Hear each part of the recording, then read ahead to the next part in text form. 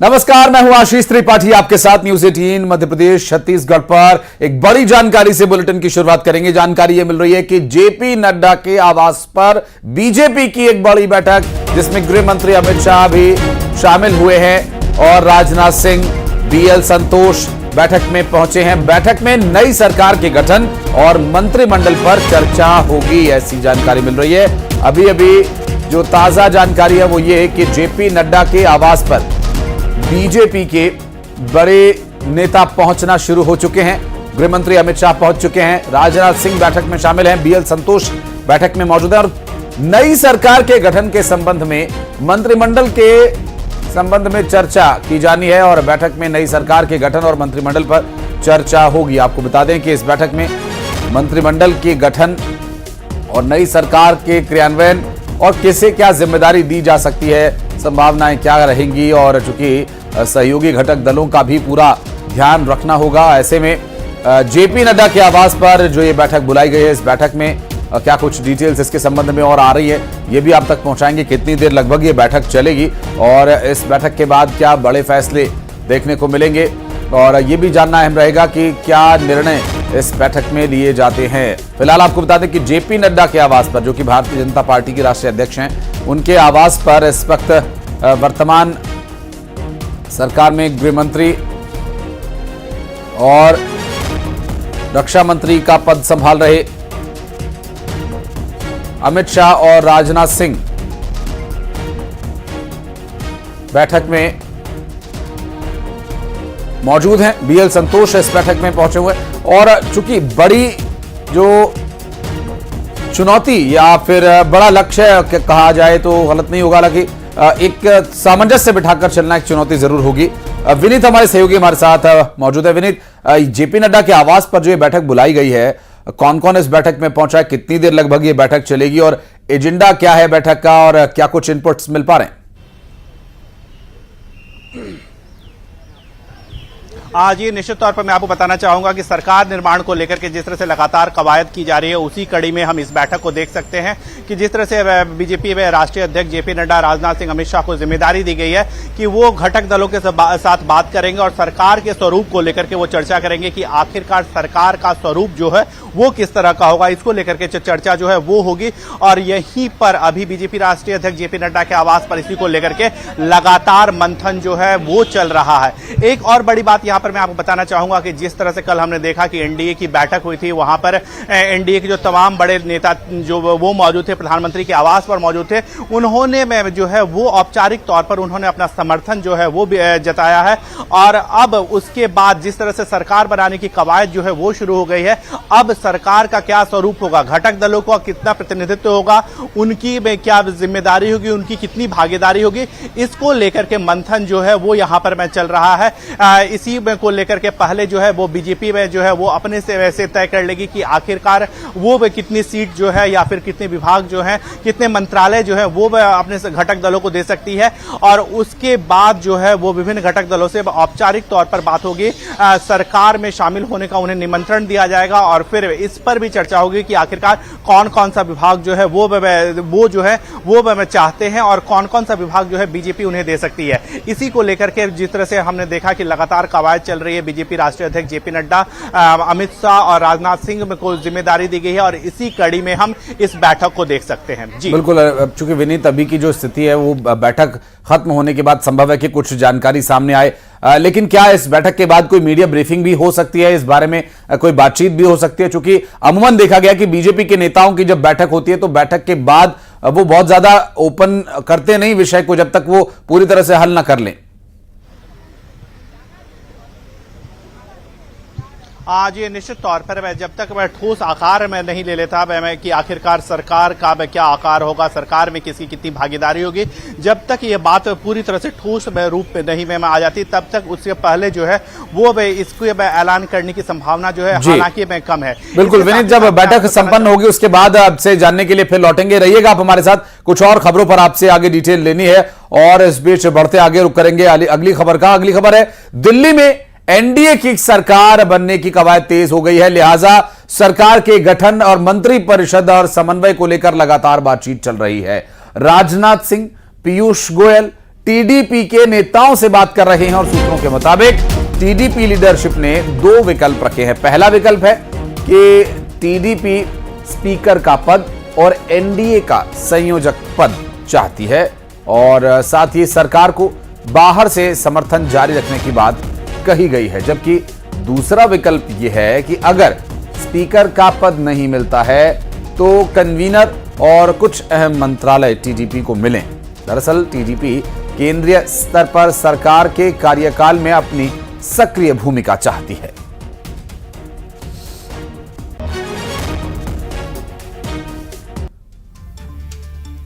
तो टीडीपी समेत जो सभी अन्य दल इस एनडीए गठबंधन का हिस्सा हैं, उसमें किसे क्या मिलता है ये भी देखने का विषय रहेगा। और अभी की बात करें तो देखने का विषय ये भी है कि आखिर शर्त जो रखी जा रही हैं, ये शर्त हैं, ये मांग हैं या फिर फॉर्मूला यहीं से निकलेगा, ये भी देखने का विषय होगा। आपको बता दें कि टीडीपी के द्वारा जो कुछ मांगे रखी गई हैं, क्या जेडीयू के द्वारा भी कोई मांग रखी जाएगी, ये भी देखने का विषय होगा।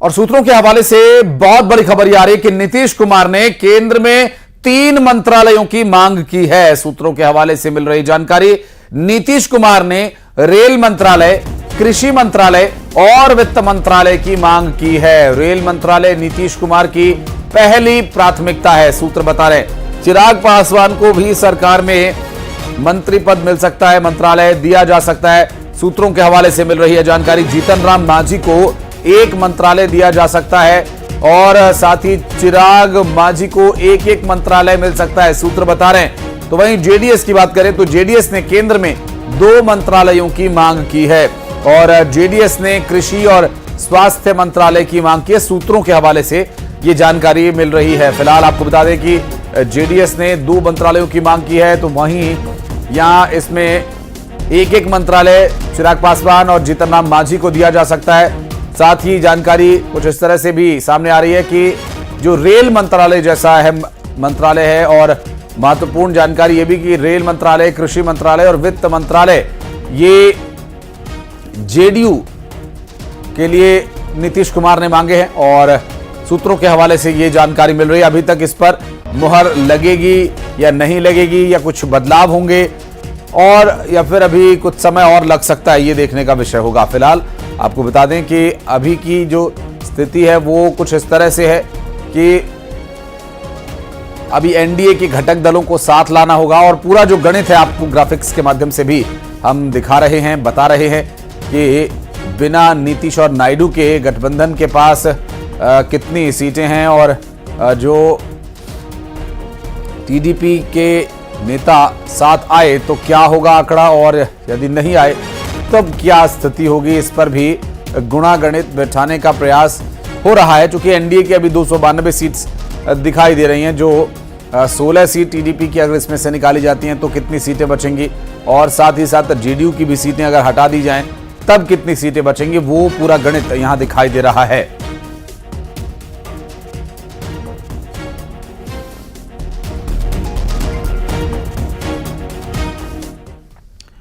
और इस पूरे मामले पर बातचीत करेंगे हमारे सहयोगी विनीत, लगातार हमारे साथ जुड़े हुए हैं। विनीत, अब तक जो हमने सरकार देखी उस सरकार में बीजेपी के पास पूर्ण बहुमत था और ऐसे में कोई दबाव, कोई मजबूरी की स्थिति नहीं थी, लेकिन ठीक है तालमेल बना रहेगा या तालमेल कैसा रहेगा वो तो आने वाला वक्त बताएगा। लेकिन कहीं ना कहीं अब बीजेपी की एक छोटी सी मजबूरी ये जरूर है कि वो सभी घटक दलों को साथ लेकर चले और उनकी बातों को माने।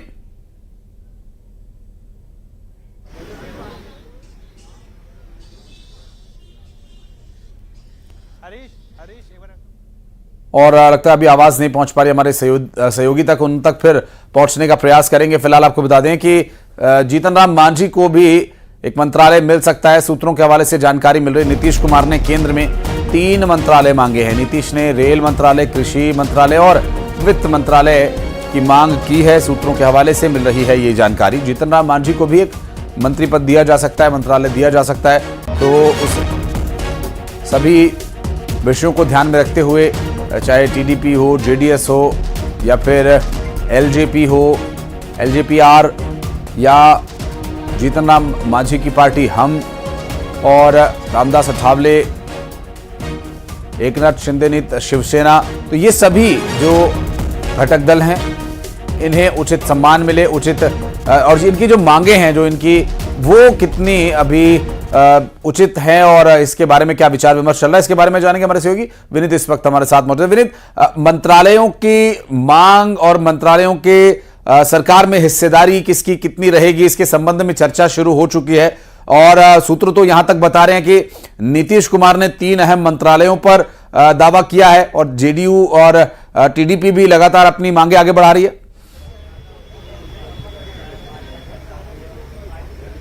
जी, निश्चित तौर पर हमारे सूत्र जो बता रहे हैं उसके अनुसार नीतीश कुमार जो है 3 मंत्रालयों पर उन्होंने दावा किया है। हालांकि यह अब देखने वाली बात होगी कि क्या 2 कैबिनेट मंत्रालय मिलता है या और 1 एमओएस मिलता है या फिर 1 एमओएस मिलता है और 2 माफ कीजिएगा या फिर 1 कैबिनेट मिलता है और 2 एमओएस मिलता है। अब यह देखने वाली बात होगी कि किस तरह से उनके मांग को जो है वो पूरा किया जाता है। इसके साथ ही साथ मैं आपको बताना चाहूंगा कि जिस तरह से टीडीपी की बात करें तो टीडीपी ने जिस तरह से अगर हम देखें अटल बिहारी वाजपेयी सरकार में टीडीपी के पास में एनडीए कोऑर्डिनेटर का जो पद था, संयोजक का पद था, वो उस समय में चंद्रबाबू नायडू के पास था और इसके साथ ही साथ जो लोकसभा अध्यक्ष का पद जो था वो जीएमसी बालायोगी के पास था और वो भी टीडीपी के थे। तो क्या उसी फॉर्मूले को भी आगे बढ़ाया जाएगा? लेकिन जो सूत्र हमें बता रहे हैं, जो हमें जानकारी मिल रही है कि जब अटल बिहारी वाजपेयी की सरकार से अब तक की जो स्थिति है उसमें काफी बदलाव हो गया है। 2 दशक जो है वो उससे अधिक का समय बीत गया है और उस वक्त बीजेपी जो थी वो लगभग 180 के सीट पर थी और इस वक्त अगर बीजेपी की बात करें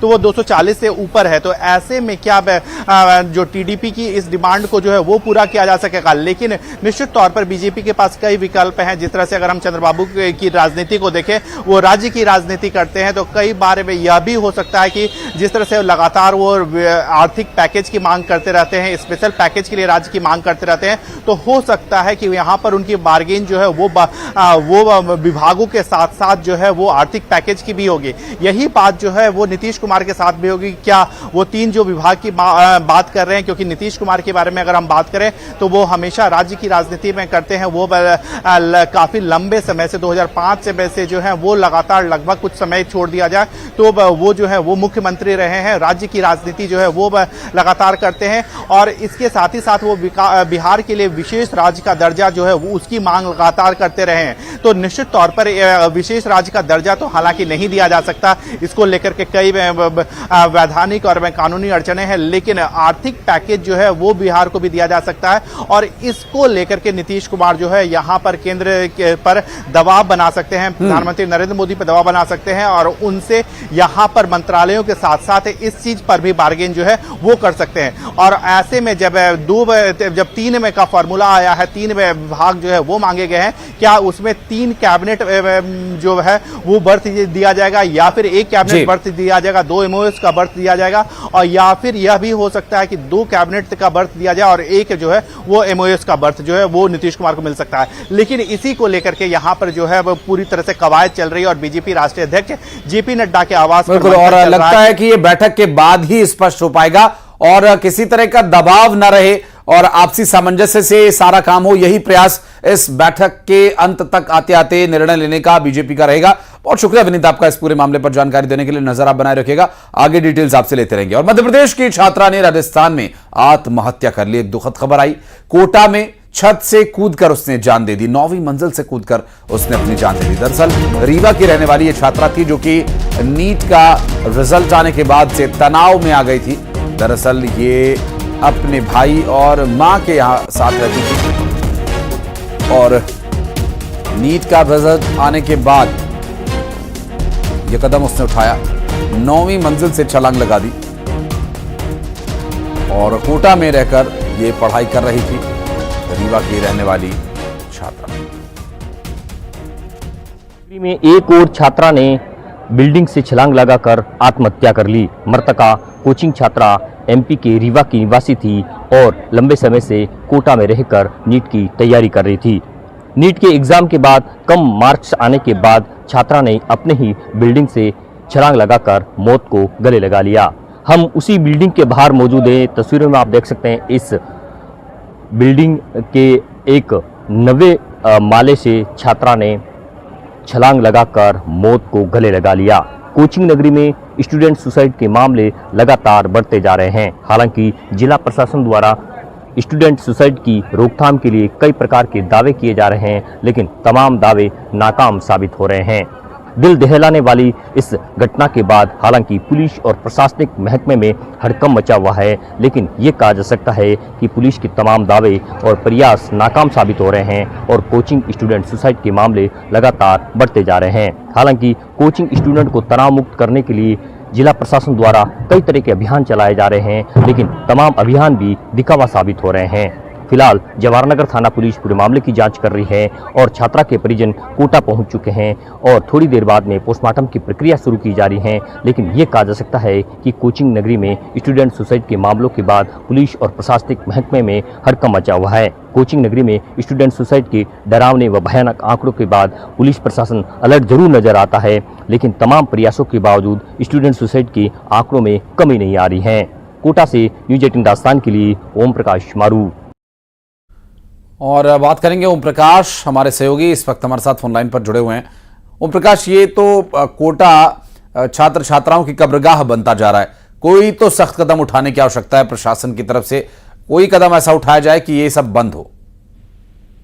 देखिए, जिला प्रशासन द्वारा हालांकि पुलिस और प्रशासन द्वारा कई तरह के अभियान चलाए जा रहे हैं। छात्र छात्राओं को तनाव मुक्त करने के लिए कई तरह के जो है प्रयास और दावे किए जा रहे हैं, लेकिन जिस आंकड़े जो बढ़ रहे हैं कोचिंग स्टूडेंट सुसाइड के, चाहे सुसाइड के प्रयास के, चाहे लापता होने के, उसके बाद निश्चित रूप से कई नए तरीके के प्रयास किए जाने की आवश्यकता है, नए अभियान चलाए जाने की आवश्यकता है। फिलहाल एक और छात्रा ने मौत को गले लगा लिया और सबसे डरावना और भयानक जो घटनाक्रम सामने इस तरह से आया है कि छात्रा ने बिल्डिंग के 90 माले से जो है छलांग लगाकर मौत को गले लगा लिया। छात्रा रीवा जो एमपी के रीवा की रहने वाली थी। 18 वर्षीय छात्रा के परिजन कोटा पहुंच चुके हैं। हालांकि मां उनके साथ ही रह रही थी, लेकिन पिता सहित अन्य छात्र जो परिजन है वो एमपी से कोटा पहुंच चुके हैं। छात्रा के शव का गमगीन माहौल में पोस्टमार्टम किया जा रहा है, लेकिन ये कहा जा सकता है कि छात्रा के जो मौत के कारण है वो स्पष्ट सामने आ रहे हैं कि उसने नीट के एग्जाम के बाद जो कम मार्क्स आए थे उसके बाद ही वो तनाव में थी और तनाव में रहते हुए ही उन्होंने जो है आत्महत्या कर ली। छात्र छात्राओं के आत्महत्या के लगातार बढ़ते मामलों के बाद हालांकि पुलिस और प्रशासन द्वारा कई तरह के प्रयास, कई तरह के दावे, कई तरह के अभियान का आगाज करने का जो किया जाता है, दावा किया जाता है, वो तमाम दावे, तमाम प्रयास नाकाम साबित हो रहे हैं और स्टूडेंट सुसाइड के मामले लगातार बढ़ते जा रहे हैं। फिलहाल जवाहरनगर ऐसे जो क्षेत्र डेवलप हो रहे हैं उन्हें मुझे लगता है कि अब बंद कर दिया जाना चाहिए। बच्चे ना दें एग्जाम, मत करें पढ़ाई, लेकिन इस तरह का अगर प्रेशर मैनेज करने के लिए बच्चों को सही शिक्षा नहीं दी जा रही है तो ऐसी पढ़ाई का भी कोई लाभ नहीं है। और ऐसे कोटा जैसे जो कब्रगाह हैं वो अब बंद होनी चाहिए, यहाँ के कोचिंग सेंटर्स बंद होने चाहिए। यहाँ पर ये जो पूरा ये गोरख धंधा बन गया है, एक तरह से शिक्षा का एक यहाँ पर बाजार बन गया, उसे बंद किया जाना चाहिए जो बच्चों की जान ले रहा है। बढ़ते आगे, दमोह में एक अजीबोगरीब मामला सामने आया जहां पर मुहन्ना गांव में एक लड़की पर कई बार हमला हो चुका है। 18 साल की लड़की का यह दावा है कि कोई अदृश्य शक्ति उस पर हमला करती है। लड़की का यह दावा है कि हमला करने वाला सिर्फ उसे ही दिखाई देता है। लड़की के इस दावे से परिजन और गांव के लोग भी हैरान हैं। कहा जा रहा है कि लड़की को अब तक 5 बार सांप डस चुका है।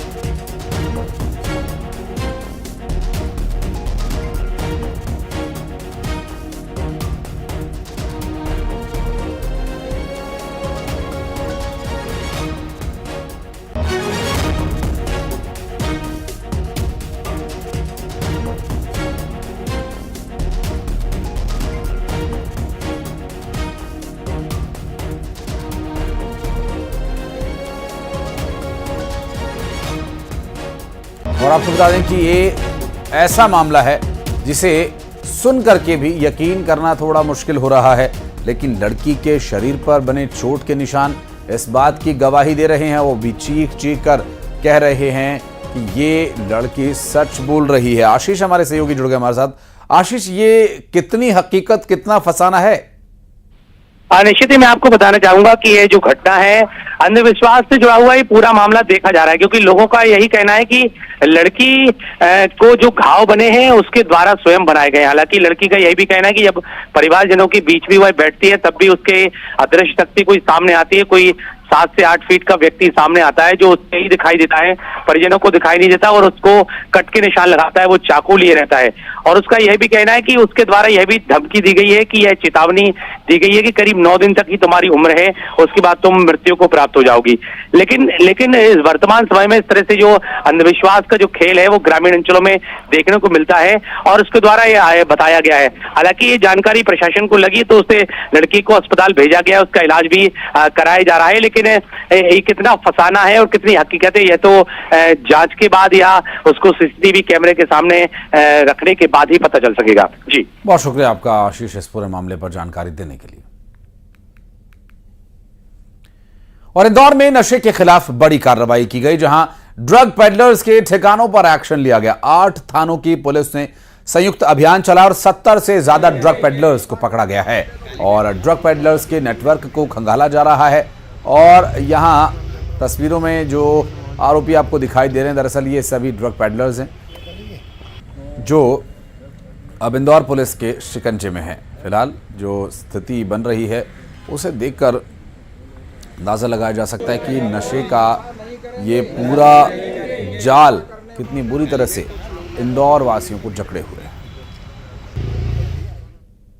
और इंदौर के तेजाजी नगर पुलिस ने धार जिले के बाग टांडा के शातिर चोर गिरोह को पकड़कर उनसे 1 करोड़ 21 लाख रुपए का माल बरामद किया। बता दें कि आरोपी रेकी कर चोरी की वारदात को अंजाम देते थे। उनके निशाने पर ऐसे लोग रहते थे जो अपना मकान बेचने या किराए पर देने की योजना बना रहे होते हैं। ये चोर गिरोह इंदौर के 5 अलग अलग थाना क्षेत्र एरोड्रम, राऊ, गांधीनगर, आजाद नगर और सदर बाजार के इलाके में चोरी की वारदात को अंजाम दे चुके हैं। बता दें कि गिरोह के 2 सदस्यों को पहले ही गिरफ्तार किया जा चुका है। वहीं उनकी निशानदेही पर पुलिस ने अन्य साथियों को गिरफ्तार किया। इनके पास से पुलिस को 1.5 किलो सोने के जेवर, 5 किलो चांदी और 3 लाख रुपए बरामद हुए हैं।